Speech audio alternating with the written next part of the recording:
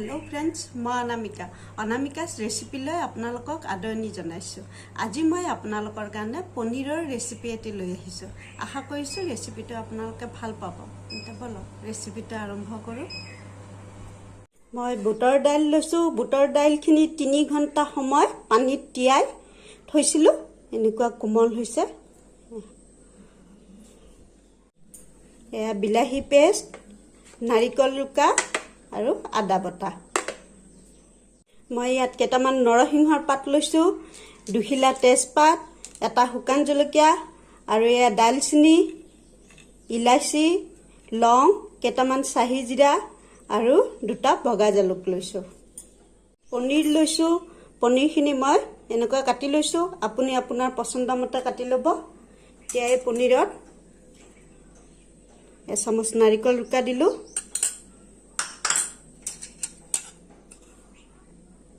অলপ আদা বটা,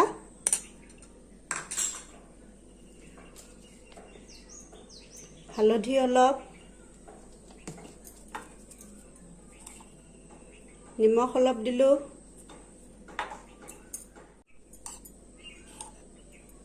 জলকীয়াৰ গুড়ি অলপ, একদম সামান্য,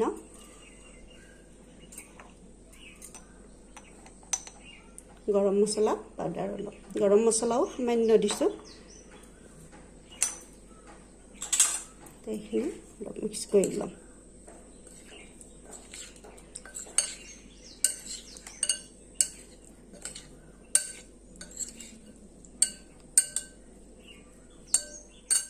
मैं गैसत केराही এটা গৰম হ'বলৈ দিছিলো। কেৰাহীটো গৰম হৈছে। এতিয়া ইয়াত সৰু চামুচেৰে এচামুচ ঘিউ দিম।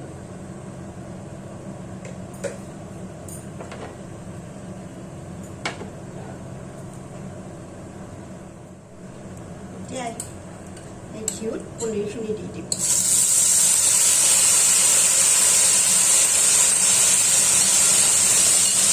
লো ফ্লেমত দিলো।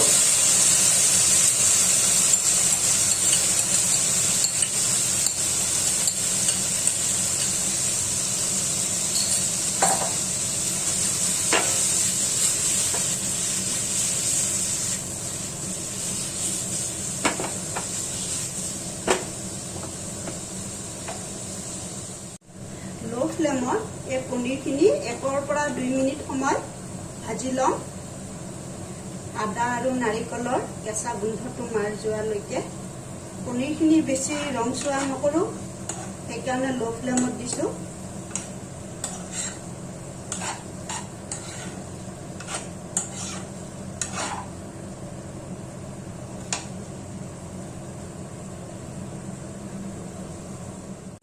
लो फ्लेमत 2 मिनिटर কাৰণে পনীৰখিনি ভাজি ললো। এতিয়া মই হাই ফ্লেমত দিম। অকণমান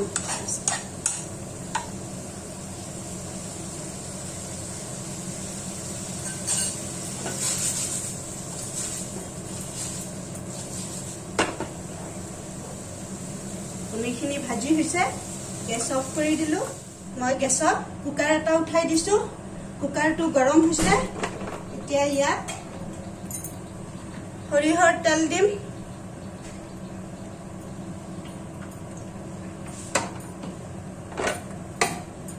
তেলখিনি অলপ গৰম হ'বলৈ দিম। তেল গৰম হৈছে। এতিয়া ঘিউ এচামুচ দিম সৰু চামুচেৰে।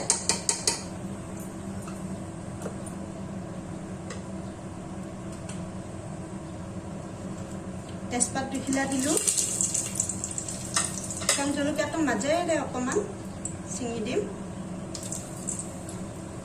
নৰসিংহৰ পাতকেইটাও দি দিলো আৰু বাকী গৰম মছলাখিনি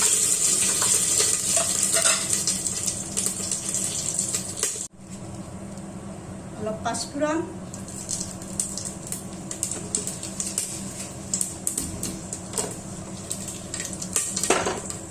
গেছ লো ফ্লেমত আছে।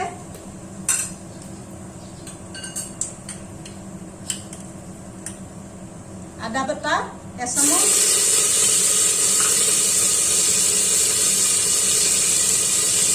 নাৰিকল দুটা দিছো 2 চামুচ,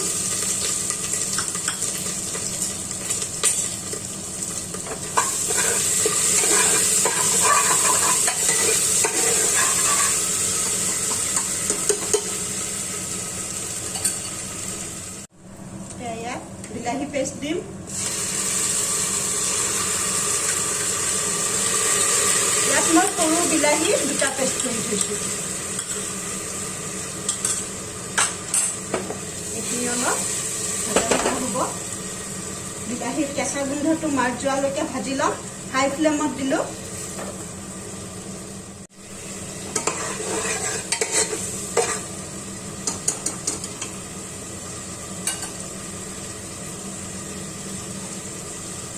জিৰা পাউডাৰ 1 চামুচ, ধনিয়া পাউডাৰ 1 চামুচ, হালধি 1 চামুচ,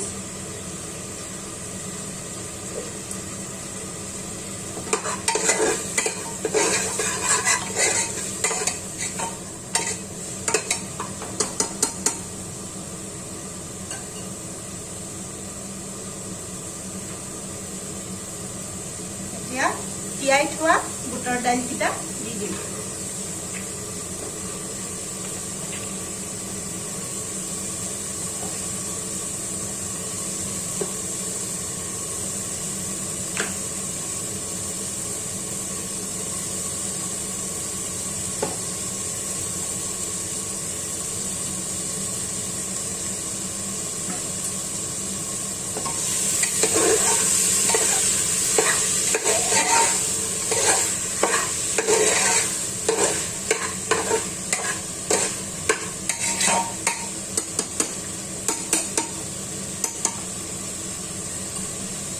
লো ফ্লেমত দিলোঁ।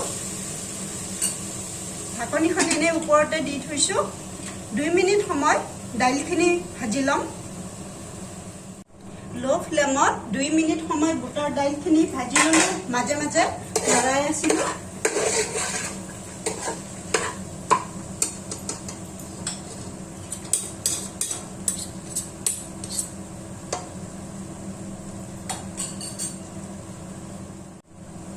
এতিয়া মই ইয়াত নিমখ দিম।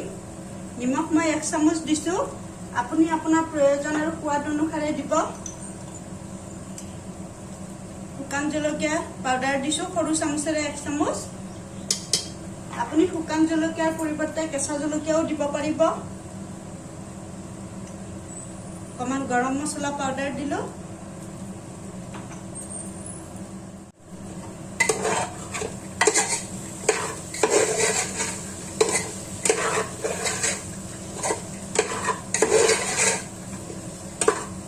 হাই ফ্লেমত দিলোঁ। পানী দিম।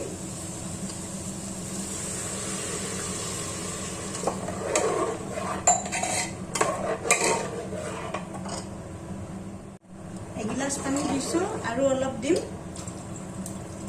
প্ৰায় 1.5 গিলাচ পানী দিলোঁ।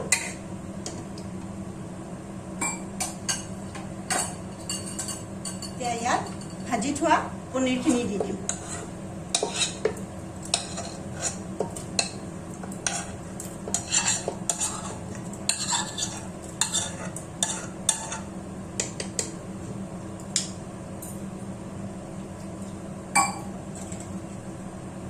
কেৰাহীটো পখালি অলপ পানী দি দিম।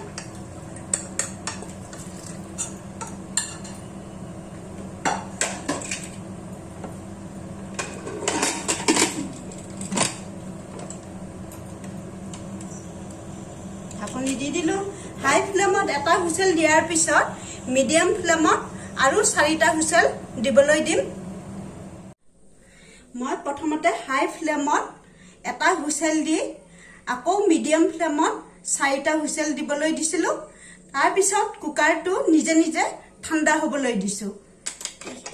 চাওক নিজে নিজে ঠাণ্ডা হৈছে। অৰ্থাৎ মই ক'ব বিচাৰিছোঁ কুকাৰত কোনো ধৰণৰ পানী বাকি বা ঠাণ্ডা পানী বাকি দিও বহুতে ঠাণ্ডা কৰে কুকাৰটো। সেয়া নকৰিব। আৰু এনেকৈ হুইচেলটো উঠাই দিও গেছটো খেদাই ঠাণ্ডা নকৰিব। নিজে নিজে গেছটো গৈ ঠাণ্ডা হ'বলৈ দিব। এতিয়া মই খুলি চাম।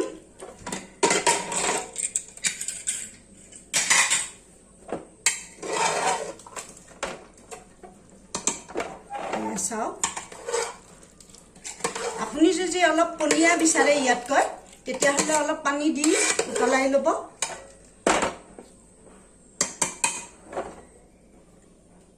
মই গেছটো জ্বলাই দি আকৌ কুকাৰটো তুলি দিছো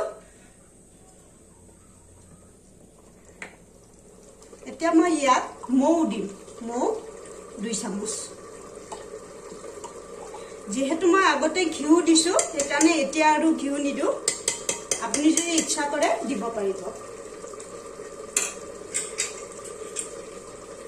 গেছ অফ কৰি দিলো এতিয়া মই এখিনি পৰিবেশন কৰি দিম নিৰামিষ বুটৰ দাইল পনীৰ পৰিবেশন কৰি দি আছো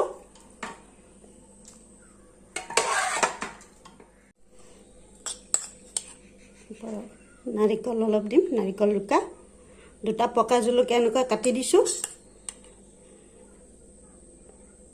মই নিৰামিষ বনাইছো কাৰণে পিয়াজ নহৰু দিয়া নাই আপুনি যদি নিৰামিষ নবনাই পিয়াজ নহৰু দিবলৈ ইচ্ছা কৰিলে দিব পাৰিব